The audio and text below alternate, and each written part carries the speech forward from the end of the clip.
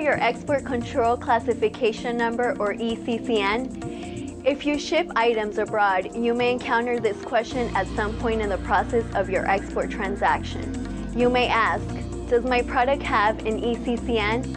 What is it used for? Where do I find the ECCN? And why won't my freight forwarder ship my package without one? And what does EAR 99 mean? These are all questions you may have. Hi, my name is Claribel, and I work for the Bureau of Industry and Security at the U.S. Department of Commerce. The following clip is a sample of the type of calls our agency often receives from exporters. I hope it will offer some basic information about ECCNs and EAR 99 and help you get started in reviewing your transaction. Let's begin. Hello, Exporter Counseling. This is Douglas speaking. How may I assist you? Hi. I just spoke to my freight forwarder, and they're telling me that I need to give them some sort of ECC number to ship my package. I've never done this before. Can you help me? Sure. Your forwarder probably is looking for what's called an Export Control Classification Number, commonly referred to as an ECCN. ECCNs are found on the Commerce Control List, which is a part of the Export Administration regulations. Are you exporting commercial items, or is this item designed for military use? It's a commercial item. Why are you asking that? Here at the U.S. Department of Commerce, we regulate the export and re-export of most commercial items. This includes products such as clothing, building materials, circuit boards, automotive parts, and retail software packages. Defense articles, on the other hand, and services are under the jurisdiction of the Department of State's Directorate of Defense Trade Controls. We want to be sure you're speaking with the right agency. I've been in the export business for almost 20 years, and I've never been asked this information before. I thought the freight forwarder was supposed to take care of all of this. Isn't that what I paid them for? Well, as the exporter, you are responsible for providing the correct export control information to your forwarder. Your forwarder asks for this information, and that's just to ensure that you know the correct authorization for your export. The forwarder needs this information to file complete and correct shipping documentation in the automated export system record. I see. Does every commercial product have an ECCN? Well, no. In fact, about 90% of exports by value are shipments of items that are not on the Commerce Control List. The vast majority of the exports subject to commerce jurisdiction are of items designated as EAR 99. What does EAR 99 mean? EAR 99 is a basket category designated to cover most commercial items that are exported out of the United States. If your item is not described in an ECCN on the Commerce Control List, then it is designated as EAR 99. EAR 99 items generally consist of low-technology consumer goods, things like clothing, jewelry, artwork, and household goods. Those are EAR 99. In most instances, EAR 99 items can be exported to almost all destinations without an export license from the Department of Commerce. There are some exceptions.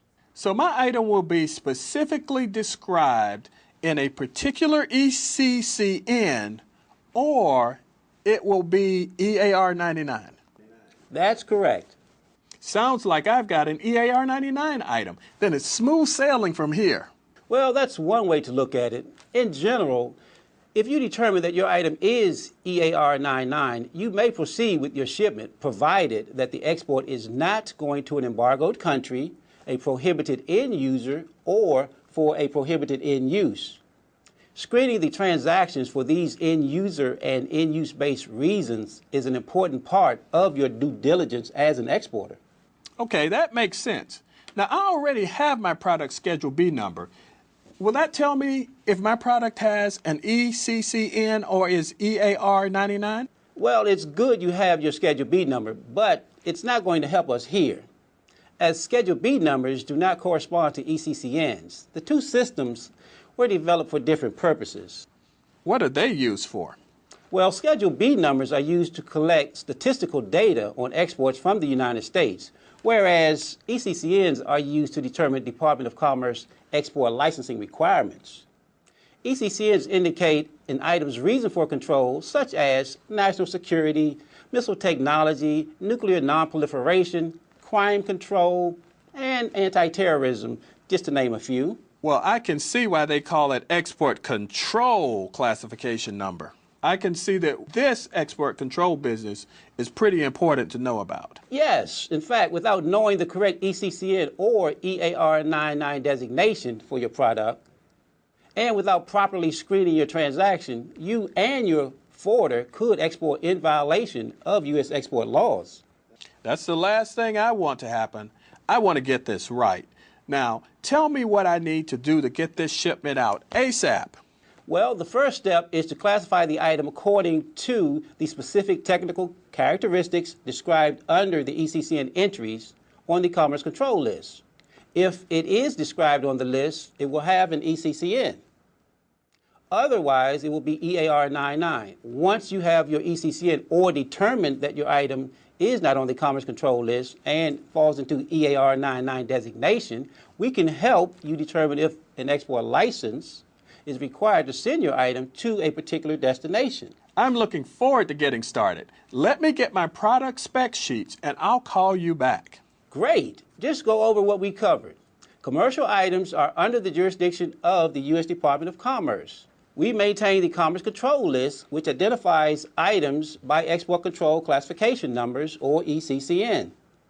If your item is not on the Commerce Control List and does not have an ECCN, it is classified as EAR99. EAR99 items generally consist of low-technology consumer goods and only require a license in certain situations. These include if your proposed export of an EAR99 item is to an embargoed country, to an end user of concern, or in support of a prohibited end use, in which case you may be required to obtain a license. I look forward to helping you further. Just ask for Douglas when you call back. Wow, I didn't realize that the government could be so helpful. I hope this scenario helped to explain the difference between ECCNs and EAR99 and the importance of not only determining your product's classification, but also screening the transaction for end user, end use, and other prohibited activities. My colleagues and I at the Bureau of Industry and Security are here to assist you. If you have further questions or need additional guidance along the way, please call us. Thank you and have a great day.